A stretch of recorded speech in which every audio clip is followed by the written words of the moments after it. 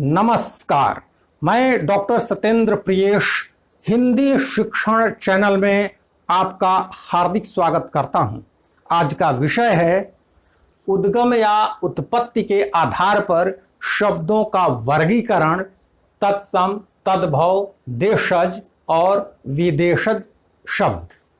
यह विषय शब्द विचार के अंतर्गत आता है, अतः शब्द विचार से संबंधित बातों का अति संक्षिप्त परिचय दे देना मैं उचित समझता हूं। शब्द व्याकरण का दूसरा महत्वपूर्ण अंग है। शब्द विचार के अंतर्गत शब्द की परिभाषा, शब्दों के वर्गीकरण का आधार और शब्द निर्माण पर विचार किया जाता है। शब्द निर्माण के अंतर्गत उपसर्ग, प्रत्यय और समास आते हैं। इन विषयों पर मैं विस्तार से चर्चा कर चुका हूं। अब बारी है शब्दों के वर्गीकरण के आधारों की।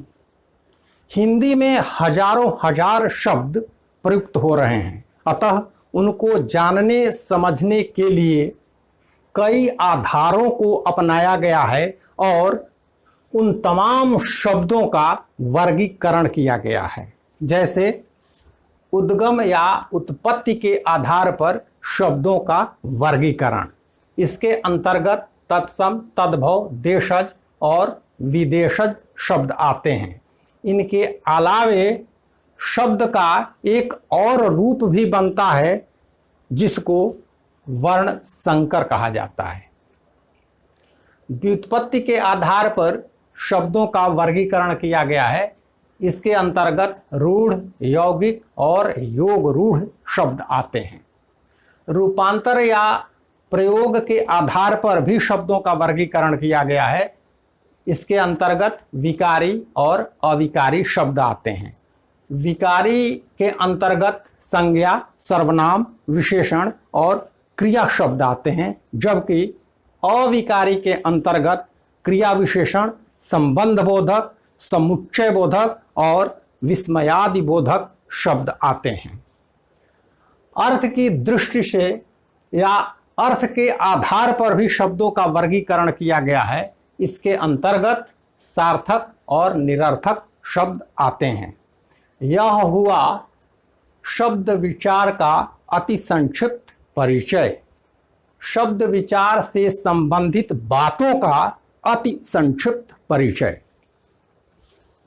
आज के इस वीडियो में मैं उद्गम या उत्पत्ति के आधार पर शब्दों का वर्गीकरण पर चर्चा करूंगा। तो मैं प्रारंभ करता हूं शब्द की परिभाषा से। वर्णों या ध्वनियों के सार्थक मेल को शब्द कहते हैं। जैसे म हलंत जोड़ उ जोड़ ख हलंत जोड़ अ बराबर मुख, आ जोड़ स हलंत जोड़ दीर्घ उ बराबर आंसू। ऐसे हजारों हजार शब्द हिंदी में प्रयुक्त हो रहे हैं। तो क्या ये सारे के सारे शब्द हिंदी के हैं या अन्य भाषाओं से भी हिंदी में चले आए हैं?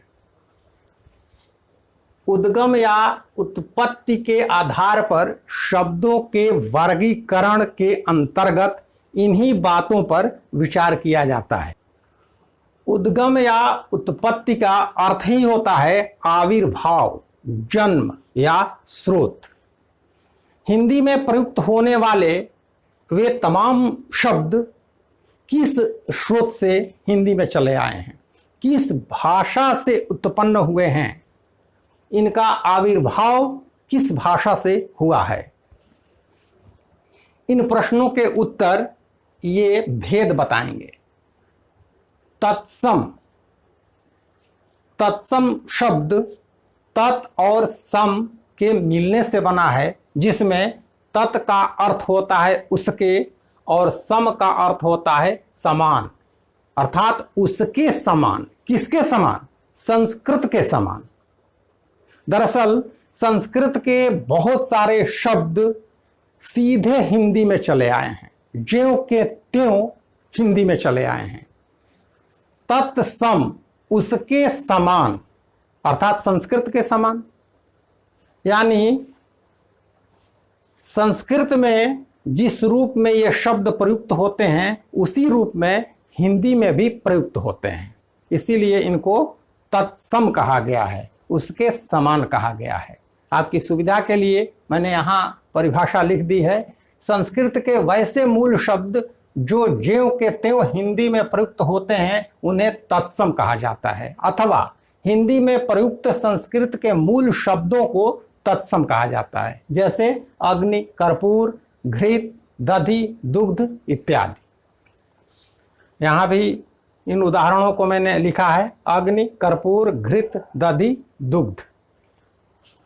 तद्भव, तद्भव शब्द तत् और भव के मिलने से बना है, जिसमें तत् का अर्थ होता है उससे और भव का अर्थ होता है उत्पन्न। उससे उत्पन्न, किससे उत्पन्न? संस्कृत से उत्पन्न।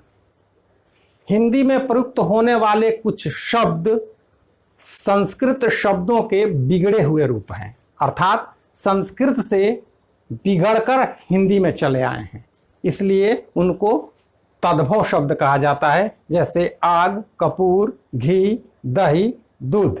अग्नि का आग, कर्पूर का कपूर, घृत से घी, दधि से दही और दुग्ध से दूध। ये बिगड़े हुए रूप हैं। दरअसल संस्कृत भाषा हिंदी को विरासत में मिली है, अतः संस्कृत के शब्द हिंदी में प्रयुक्त होंगे ही होंगे।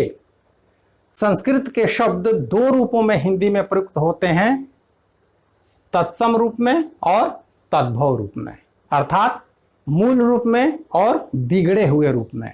मूल रूप को तत्सम और बिगड़े हुए रूप को तद्भव कहा जाता है। तद्भव, हिंदी में प्रयुक्त संस्कृत शब्दों के बिगड़े हुए रूप को तद्भव कहा जाता है, जैसे आग, कपूर, घी, दही, दूध इत्यादि। अग्नि बिगड़कर आग हो गया, कर्पूर बिगड़कर कपूर हो गया, घृत घी, दधि दही, दुग्ध दूध हो गया। अब बारी है देशज। अपने देश की क्षेत्रीय बोलियों से जन्मे हुए शब्द को देशज कहते हैं।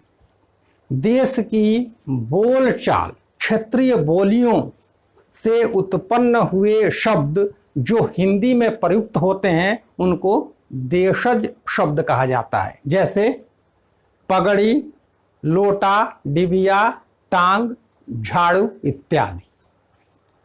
विदेशज, विदेश में जन्मी भाषाओं के शब्द जो हिंदी में प्रयुक्त होते हैं उन्हें विदेशज शब्द कहा जाता है, अर्थात जो शब्द विदेशी भाषाओं से हिंदी में चले आए हैं उनको विदेशज शब्द कहा जाता है, जैसे स्कूल, कॉलेज, किताब, हिंदी।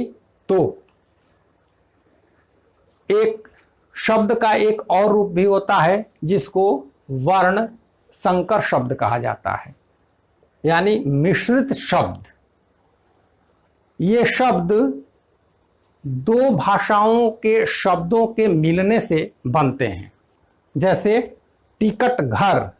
टिकट अंग्रेजी का शब्द है और घर हिंदी का शब्द है। रेलगाड़ी, रेल अंग्रेजी का शब्द है और गाड़ी हिंदी का शब्द है। लाठी चार्ज, लाठी हिंदी का शब्द है और चार्ज अंग्रेजी का शब्द है।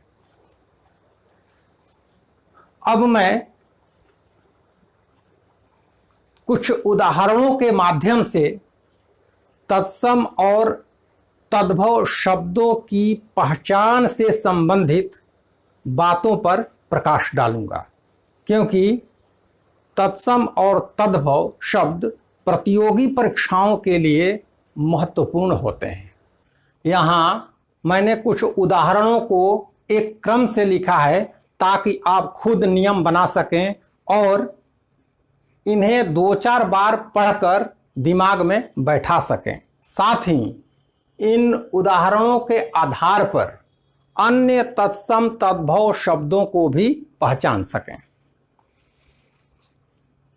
जैसा कि मैं बता चुका हूं कि हिंदी में प्रयुक्त संस्कृत के शब्दों को तत्सम कहते हैं।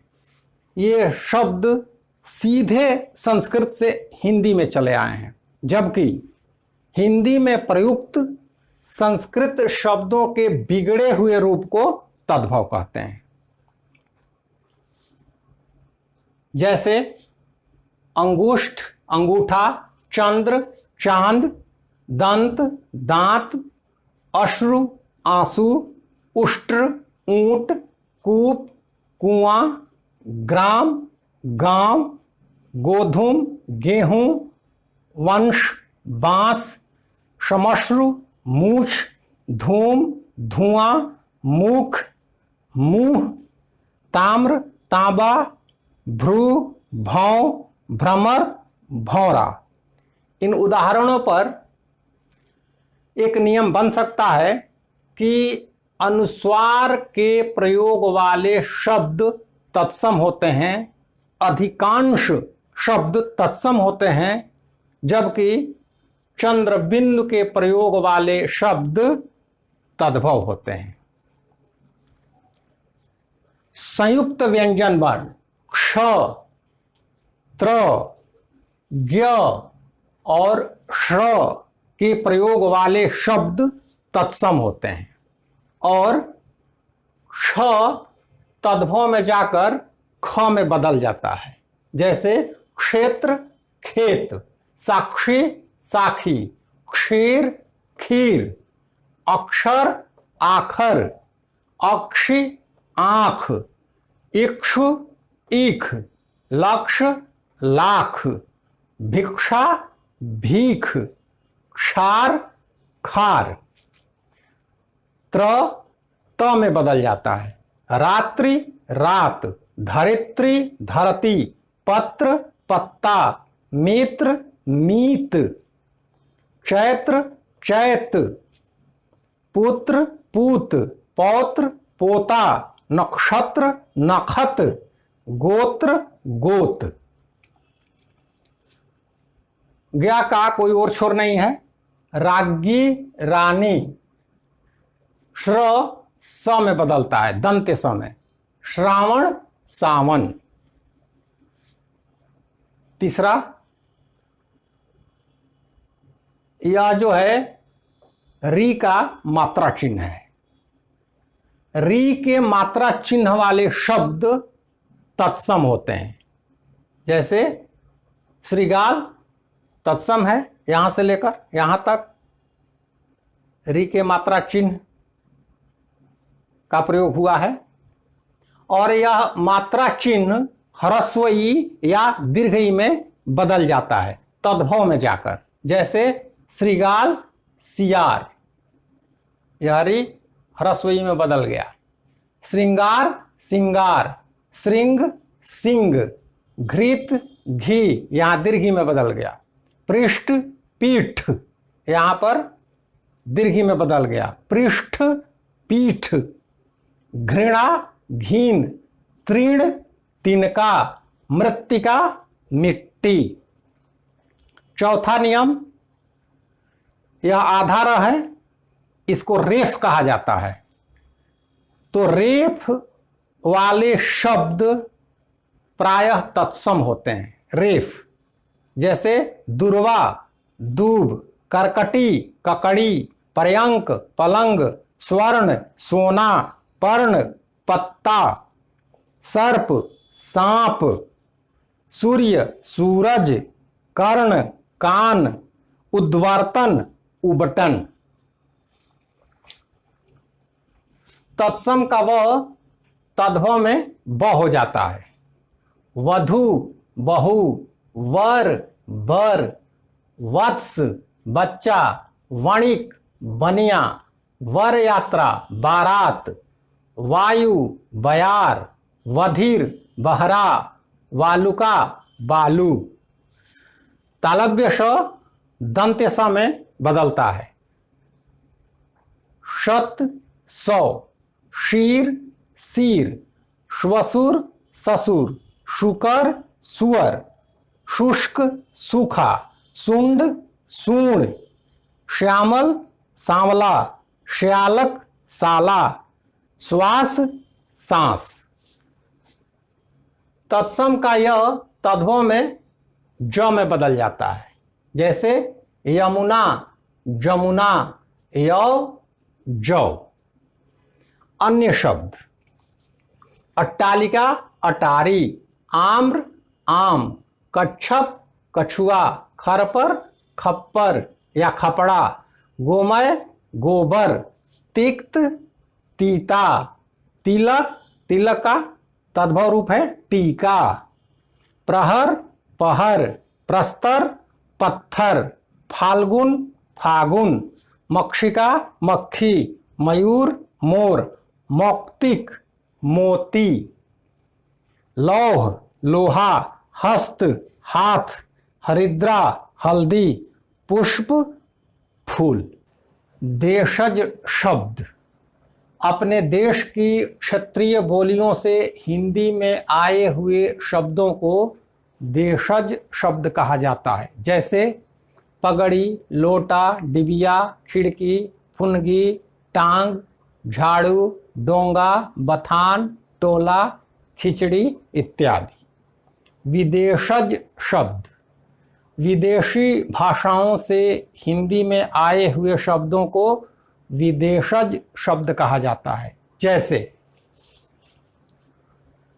अंग्रेजी भाषा के शब्द school, college, diary, doctor, table, ticket, master, radio, cricket, station, degree, painting. अरबी भाषा के शब्द ईमान, किताब, कलम, तारीख, फैसला, तबीयत, तबादला, नुकसान, मुलाकात, मुसीबत, हौसला, नियत। फारसी भाषा के शब्द हिंदी, हिंदू, हिंदुस्तान, सरकार, खून, शादी, आवाज, आवारा, गुलाब, दीवार, उम्मीद, जमीन। तुर्की भाषा के शब्द तोप, तमगा, कूली, कुर्ता, उज्बक, उज्बक का मतलब मूर्ख होता है, पुर्तगाली, आल्पीन, अलमारी, संतरा।